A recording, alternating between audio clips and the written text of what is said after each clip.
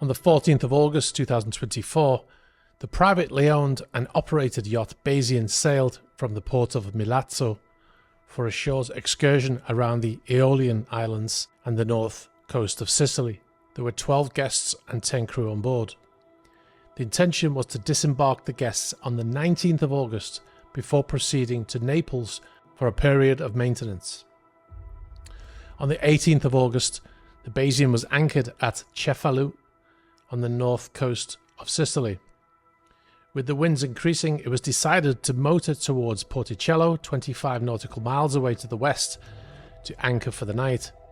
This was both to shelter from the forecasted weather and to allow for easy disembarkation of guests the following day. At 21:24 hours, Bayesian anchored to the east of the main breakwater. The centreboard was in the raised position. The yacht Sir Robert Baden-Powell was also at anchor nearby. The seas were calm and there was a very light wind from the northwest. Thunderstorms had been forecast and those on board Bayesian could see the occasional flashes of lightning away to the west.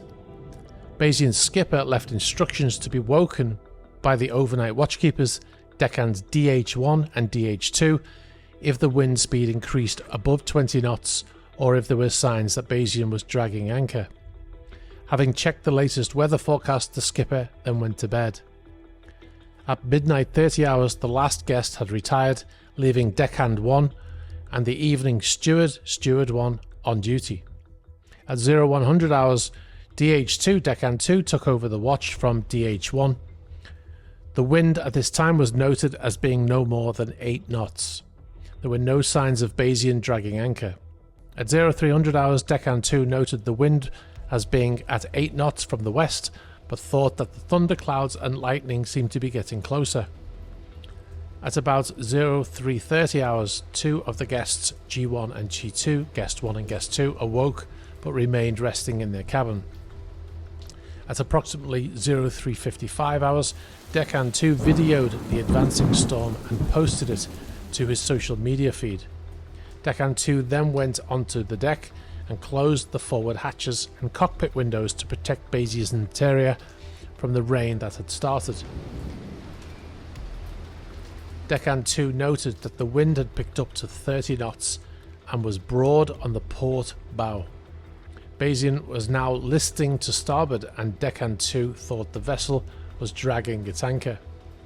Around 0357, both Bayesian and Sir Robert Baden-Powell started dragging their anchors in the rapidly worsening weather. Around 0400 hours, deckhand 2 ran below and woke the skipper.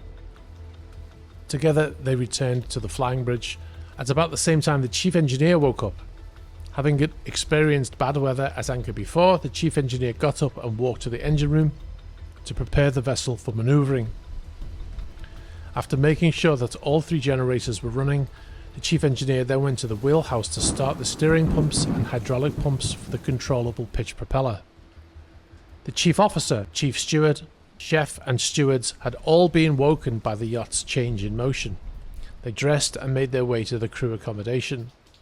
At this time, Bayesian was estimated by those on board to be listing between 10 degrees and 20 degrees to starboard. The owner started to make her way to the flying bridge to see if the taxis that were arranged for 0 to 800 hours would have been cancelled due to the weather. The chief steward secured some loose items in the crew mess area, then went to the upper deck to secure other items. The chief officer went to the flying bridge, where the skipper gave an instruction for the rest of the crew to be woken as the anchor was dragging. Returning below, the chief officer told the boatswain and deckhand 1 to go on deck and secure any loose items and stand by for further orders. The chef was in the galley stowing cutlery, pots and pans and shouted "Good morning" to the chief officer and the nearby stewards. Bayesian was lying with the winds around 60 degrees off the port bow and moving at 1.8 knots south-southeast of its original position. Sir Robert Baden-Powell was also dragging its anchor at a similar rate and in a similar direction. 2 of the guests, G3 and G4, had been woken as Bayesian took on the list and decided to head to the saloon with their baby. Chief officer returned to the flying bridge and briefed the skipper on the crew activities. The skipper told the chief officer to check to see if the chief engineer had started the engines and pumps so that they could manoeuvre Bayesian into the wind. On arriving at the wheelhouse, the chief officer saw the chief engineer there and was informed that Bayesian was ready to manoeuvre. The chief officer then shouted up to the flying bridge to inform the skipper. The owner, G3 and G4, carrying G5, arrived in the salon and wheelhouse area as the rain-soaked chief steward came in from the upper deck. As the skipper prepared to manoeuvre Bayesian up into the wind from their position on the flying bridge, the wind suddenly increased to more than 70 knots. The awning over the flying bridge ripped from port to starboard. At 4:06, Bayesian violently heeled over to 90 degrees to starboard, taking less than 15 seconds to do so.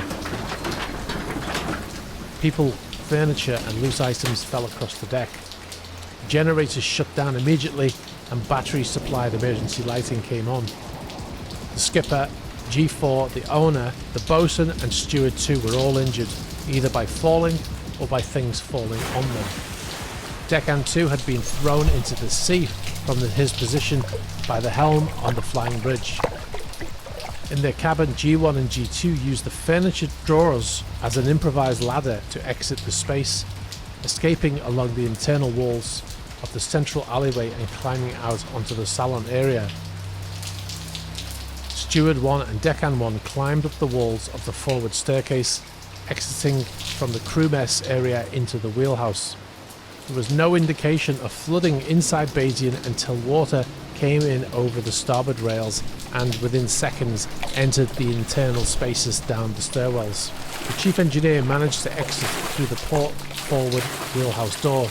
Once clear, he helped Deckhand 1 out before heading aft to launch an emergency position indicating radio beacon, one of 2 on board, from its position on the port aft quarter of the main deck. Deckhand 1 stayed by the port forward wheelhouse door and, reaching down through the open doorway, lifted Steward 1 and then Steward 2 onto the upper deck. Looking down through the door, Deckhand 1 could not see anyone else, so the 3 of them made their way aft into the sea. Separately, the chief officer found the owner and pushed her through the cascading water up to the skipper on the flying bridge. The chief officer and skipper managed to evacuate G3 and G5 by the same route. The bosun and Deckhand 2 climbed down into the wheelhouse and lifted guest 1 and guest 2 into the flying bridge, where they were joined by guest 4, assisted by the chief officer and skipper. With Bayesian rotating to starboard and sinking, the chief steward, bosun and Deckhand 2 found themselves in an air pocket by the closed port forward wheelhouse door. With the assistance of the injured guest 4 on the outside, they were able to open the door and escape. The chief officer had been swept to the back of the saloon and into another air pocket, dived down to open the sliding doors at the aft end of the saloon and managed to swim clear of the vessel. The skipper organised the abandonment from the flying bridge and instructed the guests and crew present to swim clear of the mast and boom as the vessel was sinking. At 0422, the chief engineer had launched the EPIRB and was sitting on the hull near the rudder. He noted that the wind had eased and that Bayesian was only a short distance from shore. The chief engineer heard shouts from the skipper and jumped into the sea and swam towards the gathering survivors. The chief steward counted those present and checked for injuries. Deckhand 2 improvised a tourniquet for G4's slashed arm, and G2 made sure that G5 had a cushion as a flotation device. Some of the survivors were treading water and others held on to cushions that had floated free from Bayesian. Guest 1 was using the torch from their phone to search the water for other survivors. The skipper and Deckhand 1 swam to Bayesian and attempted without success to release the port aft life raft from its stowage. The chief officer swam to the port forward life raft and released it from a sinking wreck. They towed the life raft to the gathered survivors. At approximately 0424, the life raft was inflated and Deckhand 1 boarded it and assisted the survivors in the water to board. From the life raft, the chief steward saw the bow of Bayesian rise up and then sink below the surface. Chief Officer and Chief Steward began organising the life raft and delivered first aid to those injured people on board. Chief Engineer searched for flares, and Deckhand 1 and the skipper tried to raise the alarm by shouting at and then paddling towards Sir Robert Baden-Powell. Bayesian had sunk in approximately 50 metres of water. The skipper on board Sir Robert Baden-Powell noted that despite the application of engine power, the vessel had dragged anchor around 400 metres in 11 minutes. The yacht's crew initially thought that Bayesian had put to sea to avoid the sudden storm. The skipper briefly saw a dark triangular shape descending into the water, later believing this to be Bayesian's bow sinking. At 0434, Bayesian's chief engineer fired a red parachute flare from the life raft. Despite the winds being calm at the surface, the flare was carried sideways as it rose up into an area of stronger wind. The chief engineer used the life raft's torch to signal towards a hotel on the cliffs above, passing cars and Sir Robert Baden-Powell.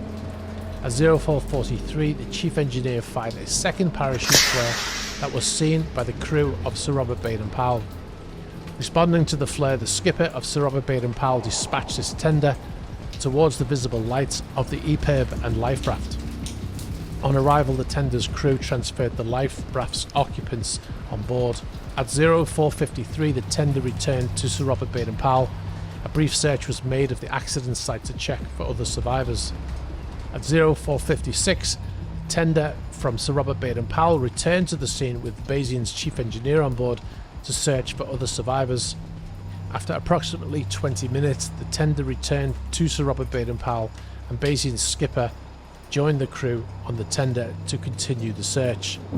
Sir Robert Baden-Powell's skipper called the local Coast Guard to arrange the transfer of survivors to shore. The accident on Bayesian resulted in the deaths of 6 guests and 1 crew member.